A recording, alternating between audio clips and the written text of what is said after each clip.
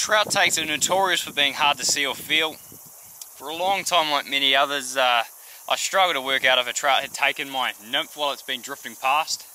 Often you just can't see the flash of the trout's mouth when it takes your fly. So I had a bit of a think, and I thought about ways I could get around this. The best way I sort of found over my research is using an indicator. There's a lot of indicators out there, and some of them don't work as well as others.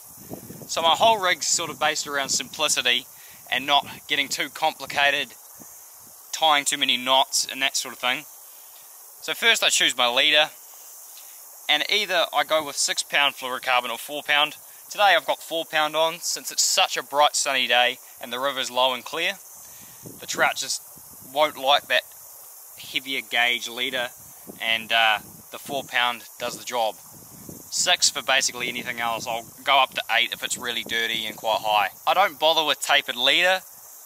All that's required for me is 1 length of fluorocarbon. A tapered leader to me is just a cost that I don't really want to spend, and not needed. My nymph at the bottom is tied on with a uni knot. You'll be able to see here what I've got going. This nymph here, 1 uni at the front and 1 uni at the back on the bend of the hook. This is normally a tungsten weighted fly with a 3 to 4 mil bead. This is a 4 mil on there, so it gets it down really quickly, which is what you want in the faster water. After this big bomb nymph, I put a short length of my tippet, and that's the same 4 pound or 6 pound. This second fly is the one that I match to the naturals, and normally that's very small, and that one there is a 16 here on copper. Sometimes I will even go down to an 18 or go up to a 14, depending on the time of year.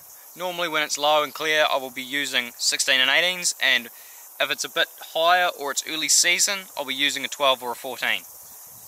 Now for fly choice, I pretty much only use heron coppers and pheasant tails, but I do use a range of other nymphs depending on the situation. I can sometimes swap over to willow grubs, or I'll swap to cased caddis, because a lot of the time the fish will be feeding on those. But in the grand scheme of things, it doesn't matter a whole lot what your nymph is. If you put it past the trout in a way that it is natural, drag free, the trout will eventually take your offering. I've observed trout just sitting there and taking sticks and leaves as they drift past to see what they are, and that's the way the trout sort of feels out the food around it. It's much like me grabbing an apple and seeing if it's something I can eat. Then if a trout picks up something like a stick, it'll just fiddle it around in its mouth and it'll just spit it out. And often they'll do that with your nymph, so you have to be onto it when they take, because they will spit it out. So going up to my indicator, this is modelled off the NZ Strike indicator design, but I sort of buy my own stuff separately just for ease of cost, but you can definitely buy the stuff, and I'll probably put a link to that just because it's sort of the same. I grabbed some spun wool, and I'll show you how it works. I thread on this little piece of tubing, and that little bit of tubing is the most important part. I'll just take the indicator off and I'll show you, and I'll redo it, because I've already been fishing for a little bit now. But yeah, this little bit of wool goes through this tube. So this tube here is doubled over the line, just a simple double, straight through the top and in, onto there. And then all you need to do is shove the wool through. And you need a certain thickness of wool to fill up this little tube, because it will slide too much if you don't have enough wool in there, and if you have too much wool, it won't go in. So then what you do is you let that come down. You bring that up to the wool, and then you grab 2 ends of the line and you pull it tight, and don't pull too hard because you can break the line doing this. So what you want to see is when you pull that up tight, you want the 2 bits to sort of go out on an upwards angle, and you want that wool to be all the way to the bottom of that little tube.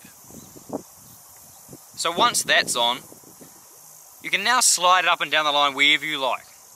So at the moment I have it only knee deep, and that's how I normally do things. But when fish are sitting deeper, say 2 meters or even more, I can just slide it up.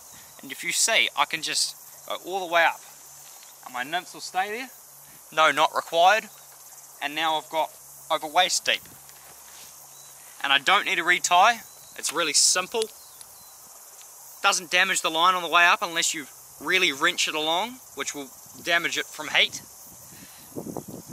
So now I can just go back down and fish from here. I'm just going to take a quick look at the gear I'm using. This reel here is a Lamson liquid, and only recently have I really upgraded to this top end sort of stuff. Well, even mid-range. It's quite pricey, but it will last me a good number of years.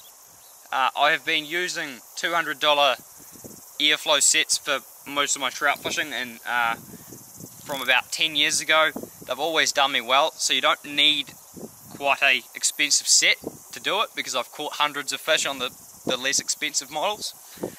My rod is just a 6 weight, and the line is 6 weight forward, so that that means that the line floats on the top and is perfect for nymphing. And I use it for everything. I don't swap over to sinking often. Usually when I'm using wet flies or streamers, I just weight the streamer and use a longer leader, and the streamer will get down, and I don't need to swap over the line. I don't need to buy anything else. It's all just simple. So the length of my leader is quite important, because you have to be able to cast it correctly, and you have to be long enough so that the fish can't see it. Today I've got over 12 foot because it's very clear, but often in the winter I will be down at 9 foot just for ease of casting, and you don't really get as many wind knots when your leader's that short. But yeah, as a rule of thumb, probably around 11 to 12 foot is great for all times of the year. All I have at the end is a braided loop. I've bound that on with a bit of tying thread, and that just keeps it in place. And I actually did it this morning, fairly simple, quick job, and I've put a bit of epoxy in there to keep it all in place, even though I've whipped it on there. I have that just attached with a simple uni knot, and this is my tippet already, so I have 12 foot of tippet. I've learnt to cast it this way. Sometimes a tapered leader is easier, but I've found whenever I go over a tapered leader now, it just makes it way harder for me, because I'm so used to casting this big long length of tippet. So that goes down to my flies, and that's all I really use normally. And it's always just this pheasant tail and the hair and copper combo. So yeah, never usually an issue. So I hope that sort of taught you a few things about how I fish, and this is pretty much how I fish in all my videos, depending. In a situation like this, I would change to a single, and it really sort of depends on what sort of trout you're fishing to, the depth of the water, the clarity, and all of that.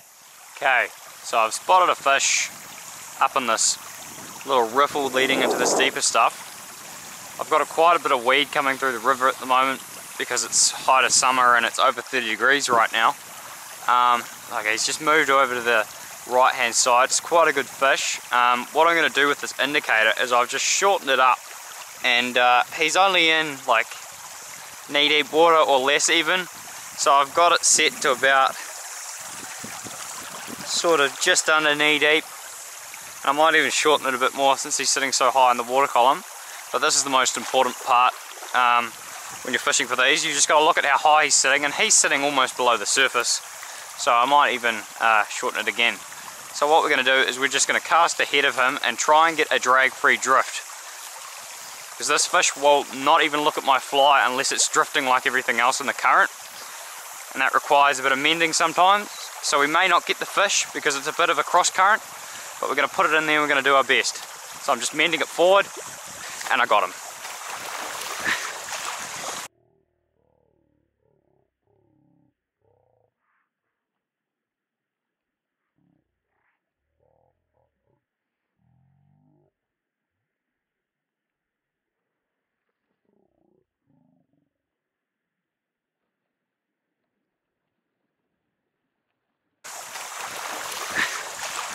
He saw it as soon as it landed.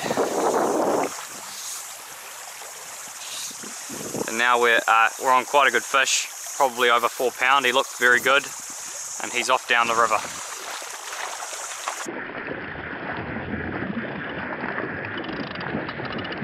Good fish, alright.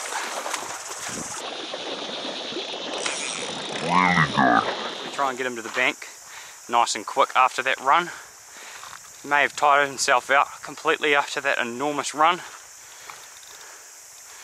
But what we really want to do is get him in nice and quick, and he's rolled over nicely onto his side, and he's in. And he's out.